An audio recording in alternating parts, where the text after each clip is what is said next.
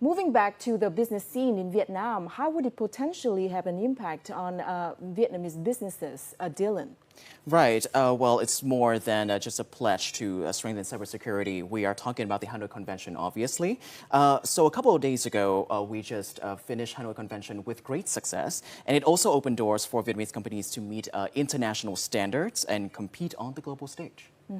Well, it's more than just a pledge to strengthen cybersecurity. It also opens the door for Vietnamese companies to meet international standards and compete on the global stage. Hanoi Convention represents a collective pledge by participating countries to combat cybercrime.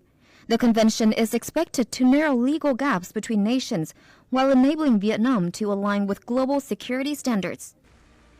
We will continue focusing on strengthening our infrastructures as well as our technology solutions and human resources regarding cybersecurity, because we think that having the strong infrastructure, solution, and human resource, that's the three major components to ensure we can successfully implement Hanoi Convention. As part of the signing event, 17 leading technology companies, both domestic and international, joined an exhibition to showcase their latest innovations to a global audience of 2,500 delegates from nearly 120 countries.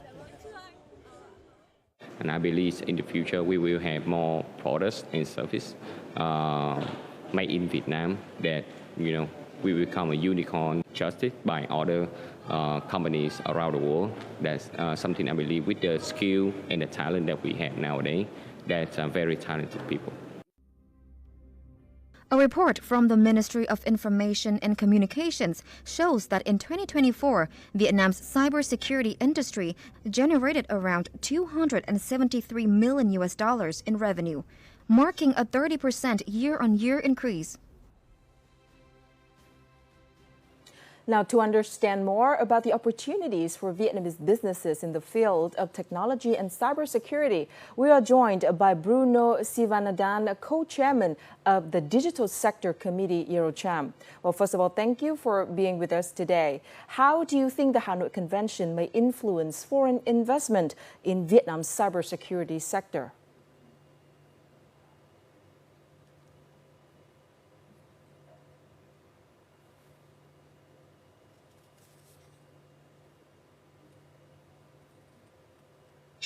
Well, first of all, the Hanoi Convention will make people think about Vietnam when they talk about cybersecurity and technology.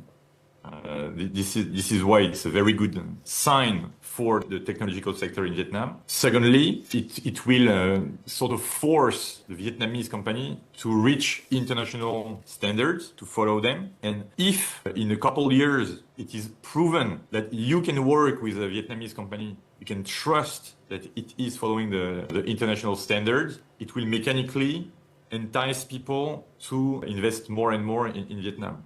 Because as a foreign investor myself, I can acknowledge that the Vietnamese workforce is very good, and it's still much cheaper than equivalent in more developed countries. So there is really a huge opportunity to take advantage of this for the Vietnamese economy.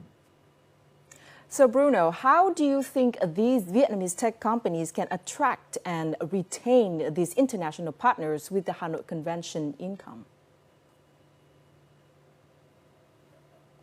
Well, they should. So I think it will go in three steps, because the Hanoi Convention needs to be translated clearly into the local regulation, that is the Vietnamese local regulation. And we know that the current government, and more specifically the Ministry of Public Security, is actively working on this. So this is a very good sign, because it will enable businesses to follow all the prerogatives of the Hanoi Convention. And this will be a label of trust for foreign investors that will associate a Vietnamese technology sector alongside the Hanoi Convention with something that is reliable, that you can trust, that you will be able to collaborate with if you need to on the occurrence of a cybercrime. Well, thank you very much for your time and your insight.